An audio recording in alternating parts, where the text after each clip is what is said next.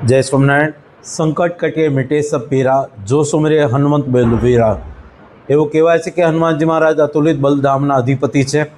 એ હનુમાનજી મહારાજની આજરોજ જન્મોત્સવની અંદર આપણે સેવા ભક્તિથી, ભજન ભક્તિથી અને ભાવપૂર્ણ ભક્તિથી હનુમાનજી મહારાજની સેવા શુશ્રૂષા કરીએ।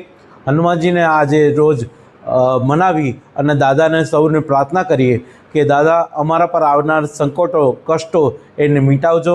દેશ દુનિયામાં ચાલી રહેલી વિષમ પરિસ્થિતિ એને શમાવી નાખજો અને જે કાંઈ પરિસ્થિતિ અત્યારે ઉદ્ભવી છે એ પરિસ્થિતિને શાંત કરી દેજો દાદા। અને સર્વેને નિરોગી અને સુખ્યા રાખજો, સર્વેને સદ્બુદ્ધિ અને સારા વિચાર આપજો।